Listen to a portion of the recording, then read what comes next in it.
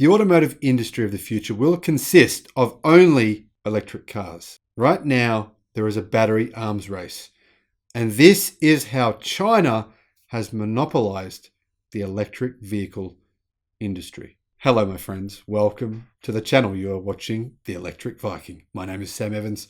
Great to have you here today. Now, if you haven't been a long-time member of the channel, make sure you subscribe and check out the 650 plus videos that we have created over the past 6 months. That will give you a good understanding of exactly how China is aiming to, and right now, in process of monopolizing the electric car industry. Now, Pete Patterson and Fabiana Fiordos reported for TheGuardian.com that Chinese companies dominate mining, battery, and manufacturing sectors amid human rights concerns. Europe and the US are struggling to keep pace. Think of an electric car, and the first name that comes to mind will probably be Tesla, depending on where you are. The Californian company makes the world's best-selling electric car and was recently valued above $1 trillion. But behind the US success story is a tale of China's manufacturing might. Tesla's factory in Shanghai now produces more cars than its plant in California, and it's set to double production next year. Some of the batteries that drive them are Chinese made, and the minerals that power the batteries are largely refined and mined by Chinese companies. Now, as the world transitions to electric vehicles, companies are racing to secure and strengthen their positions in the battery supply chain, from mineral extraction and processing to battery and EV manufacturing. Now, I just made a video the other day about how the CEO of XPeng, one of the world's fastest growing electric car companies based in China, claims that there will only be 10 or less automakers in the world that dominated the electric car industry by 2030. So this situation is very, very serious.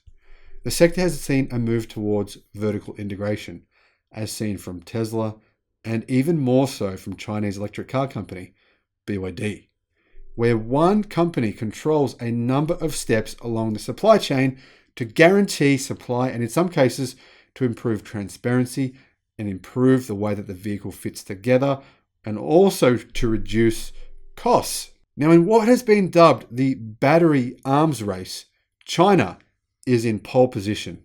China is the world's biggest market for electric vehicles, with total sales of 1.3 million vehicles last year, more than 40% of sales worldwide. This year, China will hit 3 million sales of electric vehicles, nearly tripling their industry in only 12 months. Chinese battery maker CATL controls more than 30% of the world's EV battery market. And now with BYD, another Chinese automaker which sells lithium iron phosphate batteries, along with CATL, massively expanding its battery deployment this year, that means that China have the first and third largest battery companies in the world. Now, cobalt specialist suppliers Darton Commodities estimate that Chinese refineries supplied 85% of the world's battery-ready cobalt last year, a mineral that helps to improve the stability of lithium-ion batteries, specifically ternary lithium-ion batteries. Most of that cobalt comes from the Democratic Republic of the Congo, DRC, where almost 70% of the mining sector is dominated by Chinese companies. Drive through DRC's southern copper and cobalt mining belt, and signs in Chinese are literally everywhere at the entrance to casinos and hotels, and on trucks and business premises. In August, China, molybdenum company CMOC, a giant Chinese mining firm, announced an investment of $2.5 billion to double copper and cobalt production at its Tenke Fungurume mine, already one of the largest in the DRC, or the Democratic Republic of the Congo. Now, that followed its purchase of a 95% stake in nearby Kisanfu copper and cobalt mine for $550 million.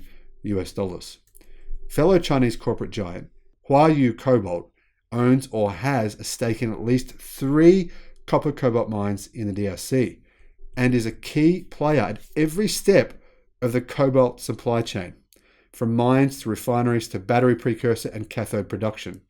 But China's dominance of DRC's copper cobalt mines comes at a price, according to claims by Congolese workers employed by them. The Chinese treat Congolese very badly. They like to insult us. They like to raise their voices. Even for a small fault, you are punished.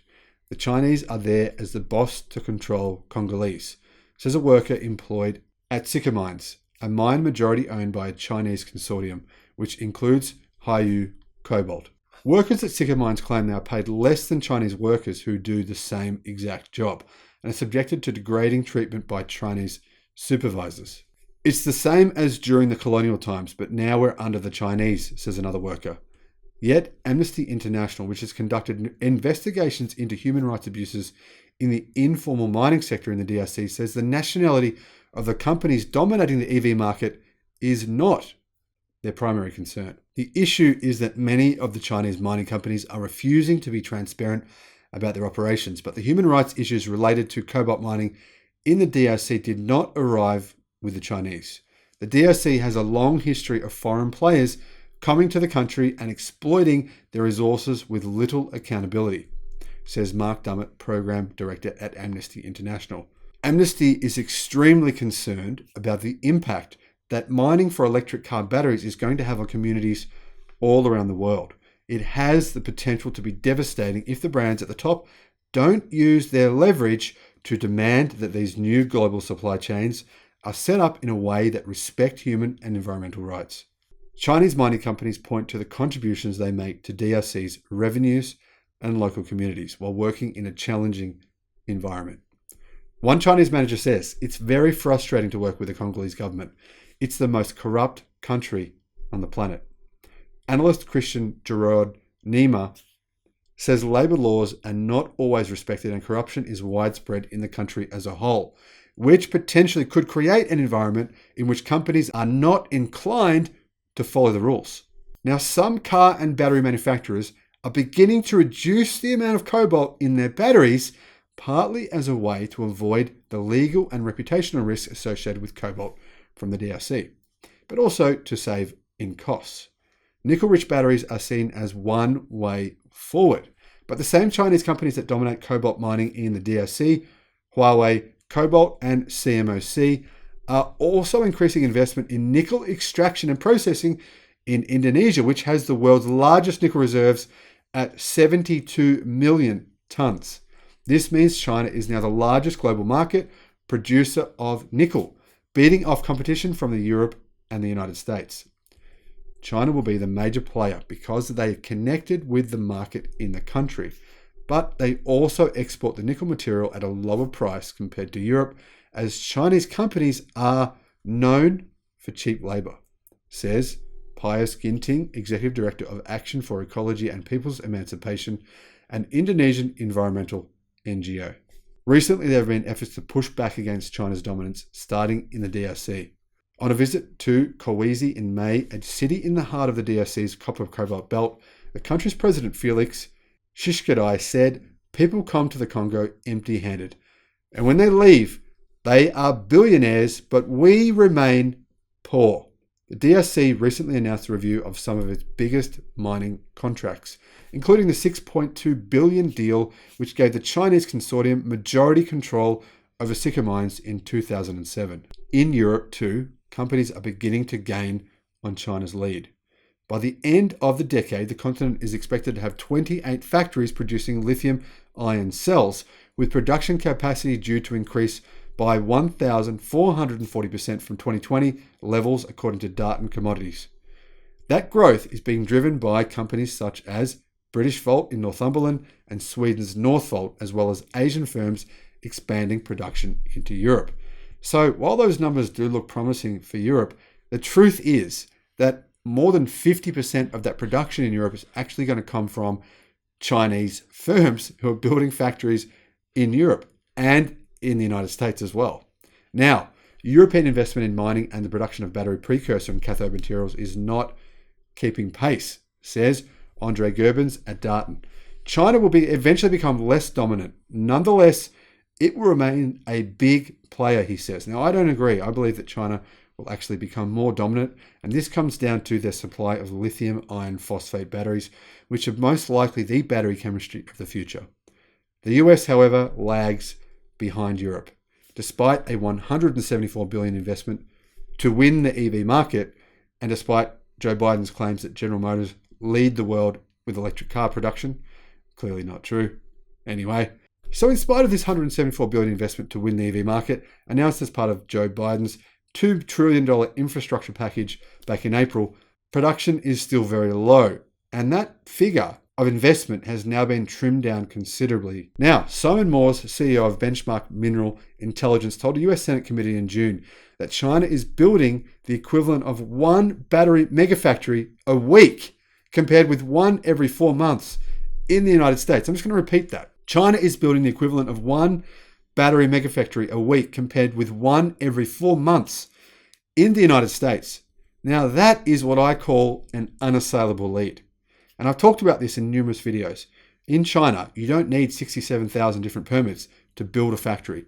In fact, the Chinese government initially pushes things through locally and on a national level in order to make this happen. They want to dominate the automotive industry in 2030, and they're making damn well sure that it happens. Now, Simon Moores warned that a new global lithium-ion economy is being created, yet any ambitions for the United States to be a leader continue to only creep forward and be outstripped by China and Europe. A spokesperson for CMOC in the DRC says, "We are devoted to providing a safe, healthy, and decent work environment to all employees and to attach great importance to protecting the rights of employees." The spokesperson says the company is committed to observing international labour conventions and local labour laws, adding that all DRC national employees are members of trade unions. Siccar Mines itself did not respond to multiple requests for comment. However, in a statement, Hiyu Cobalt says, "Siccar Mines, as a responsible company, strictly abides by DRC laws and regulations and respects human rights and fulfills best labour practice." Now, outside of Tesla, all of the world's fastest growing electric car companies are located in one country, and that is China. Electric car sales in China in 2020 represented around about just under 6% of all sales in the country. And remember, China is the largest automotive market in the world. But in September, electric car sales represented 20% of all vehicles sold. That means that the percentage of cars sold that were electric in November and October more than tripled versus what it was last year. As you can see, China plans on cornering not only the battery industry, but the automotive industry. And unless America and Europe get a real move on, this is the inevitable conclusion. Thanks for watching the video. Look forward to seeing you again on the next one. Bye-bye.